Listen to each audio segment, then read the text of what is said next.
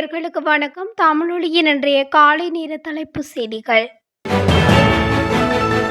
இந்நாட்டில் 9வது நிறைவேற்று அதிகாரம் கொண்ட ஜனாதிபதியாக தெரிவு செய்யப்பட்டிருக்கும் அனுரகுமார திசாநாயக்கவிற்கு உலக வங்கி குழுமம் வாழ்த்து தெரிவித்துள்ளது.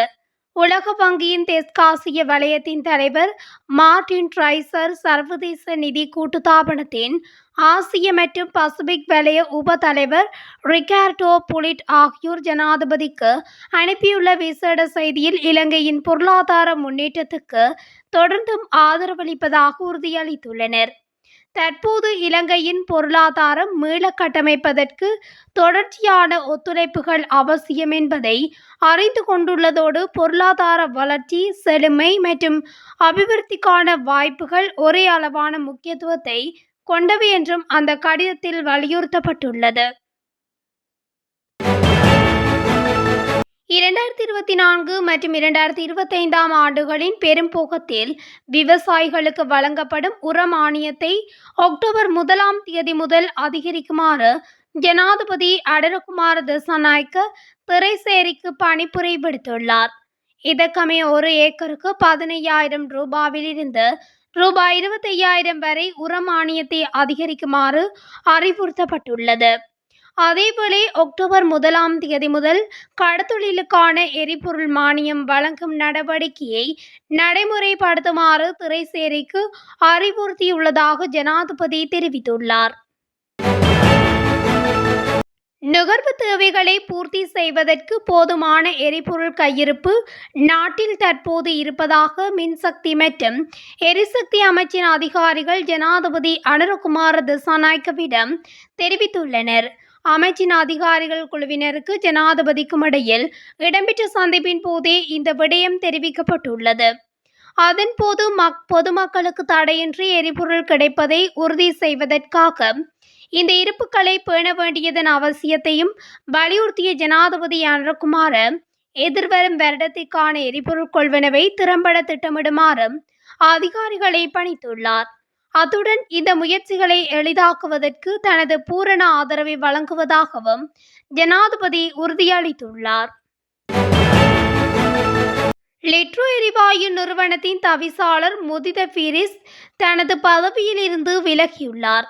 அவர் தனது பதவி விலகல் கடிதத்தை இன்று முதல் நடைமுறைக்கு வரும் வகையில் சமர்ப்பித்துள்ளதாக தெரிவிக்கப்படுகின்றது. மேலும் டிசம்பர் 31 வரை எரிவாயு தட்டுப்பாடு இருக்காது என்றும் முதித பீரிஸ் சுட்டிக்காட்டியிருந்தார். முதித பீரிஸ் 2022 ஜூன் 13 அன்று லிட்ரோ நிறுவனத்தின் தலைவராக பணியாற்ற தொடங்கினார். எரிவாயு கொள்வனவு தொடர்பான சர்ச்சைக்குரிய சூழ்நிலை காரணமாக அப்போதைய தலைவர் பதவி விலகல் செய்ததை அடுத்து திரு முதித பீரிஸ் புதிய தலைவராக நியமிக்கப்பட்டார். முதித பீரிஸ் இதற்கு முன்னர் லிட்ரோ ஹாஸ் நிறுவனத்தின் முகாமைத்துவ பணிப்பாளராக கடமையாற்றியுள்ளார். செப்டம்பர் மாதத்திற்கான சுற்றுலா பயணிகளின் வருகை எதிர்பார்த்ததை விட குறைவாகவே காணப்படுவதாக அபிவிருத்தி அதிகார சபை தெரிவித்துள்ளது. விசா வழங்குவது தொடர்பில் எழுந்துள்ள பிரச்சினைகள் அதற்கு காரணமாக இருக்கலாம் என தெரிவிக்கப்படுகின்றது. குறித்த தகவல்களை இலங்கை சுற்றுலா அபிவிருத்தி அதிகார சபை தலைவர் பிரியந்த பெர்னாண்டோ தெரிவித்துள்ளார். கடந்த மே மாதத்தில் இருந்து விசா விநியோகிக்கும் நிறுவனம் மாறியமையால் வெளிநாட்டு சுற்றுலா பயணிகளுக்கு அதனை பெற்றுக்கொள்ள அவர்களுக்கு அதிக கட்டணம் செலுத்த வேண்டியிருந்ததுடன் பல்வேறு சிரமங்களையும் எதிர்நோக்க வேண்டியிருந்ததாக தெரிவிக்கப்படுகின்றது. பொது தேர்தலுக்கான தபால் மூல வாக்களிப்பு விண்ணப்பங்கள் ஏற்றுக்கொள்ளப்படும் காலம் தொடர்பில் தேர்தல்கள் ஆணைக்குழு அறிவிப்பொன்றை வெளியிட்டுள்ளது. செப்டம்பர் 30 முதல் அக்டோபர் 7 வரை பொது தேர்தலுக்கான தபால் மூல வாக்களிப்பு விண்ணப்பங்கள் ஏற்றுக்கொள்ளப்படும் என தேர்தல்கள் ஆணையாளர் நாயகம் சமன் ஸ்ரீ ரட்நாயக்கா தெரிவித்துள்ளார்.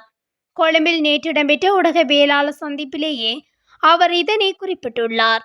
அத்தோடு இந்த தேர்தலிலும் 2024 ஆண்டுக்கான வாக்காளர் பட்டியல்கள் பயன்படுத்தப்படவுள்ளதால் ஜனாதிபதி தேர்தல் தொடர்பான தபால் மூல விண்ணப்பங்களை சமர்ப்பித்த அனைவரும் இந்த தேர்தலுக்காக மீண்டும் தபால் மூல விண்ணப்பங்களை சமர்ப்பிப்பது தேவையற்றது என அவர் குறிப்பிட்டுள்ளார்.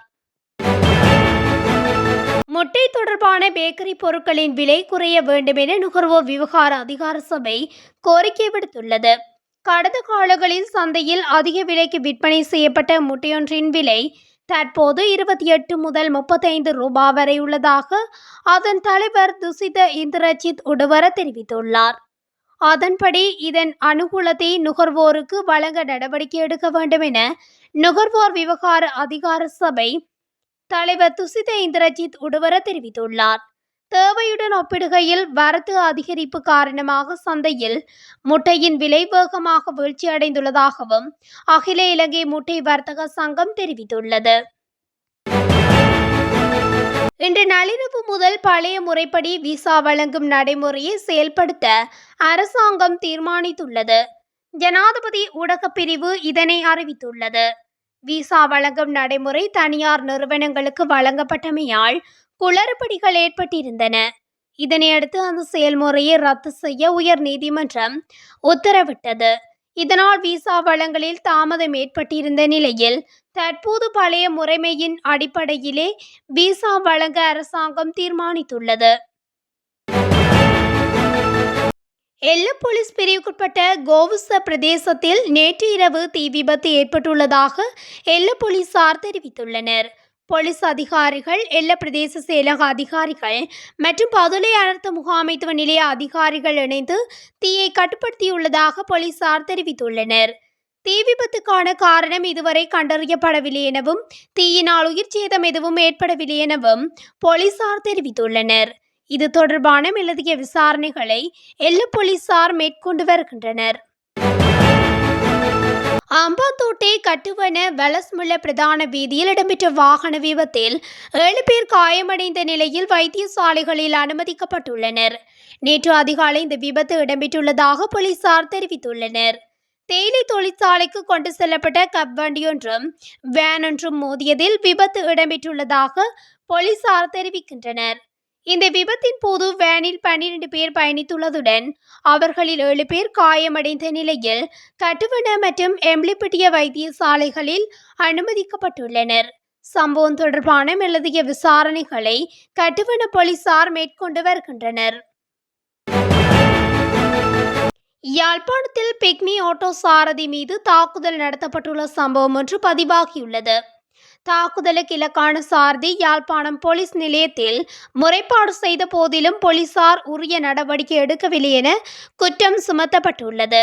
சம்பவம் தொடர்பில் பாதிக்கப்பட்டவர் தெரிவிக்கையில், யாழ் போதனா வைத்தியசாலை முன்பாக நபரொருவர் பிக்மி ஆப்ஸ் மூலம் ஓட்டோ சேவையை நாடிய போது அவ்விடத்துக்கு சென்ற என்னை ஓட்டோ தரிப்பிடத்தில் தரித்து நின்ற ஓட்டோ சாரதி ஒருவர் சேவையை நாடிய நபரை என்னை ஏற்றுவிடாது தடுத்து என் மீது தாக்குதல் நடத்தினார்.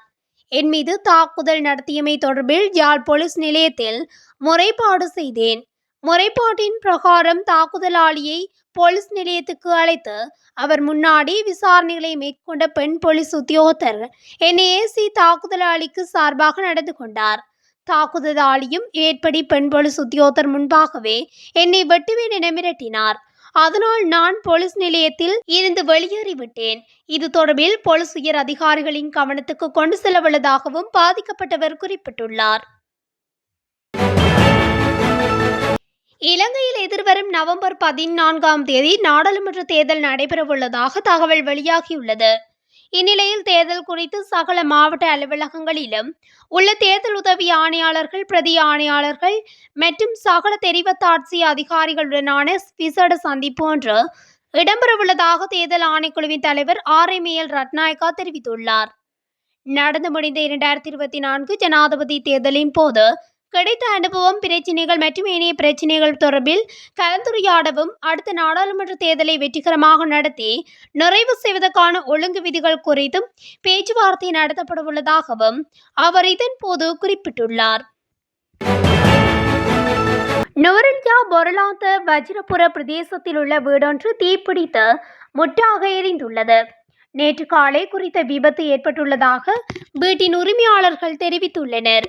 வீடு திடீரென தீப்பிடித்து எரிவதனை அவதானித்த அயலவர்கள் தீயை அணைக்க முயற்சித்த போதிலும் வீட்டில் இருந்த பெறுமதியான பொருட்களும் முக்கிய ஆவணங்களும் தீயில் எரிந்து நாசமாகியுள்ளன.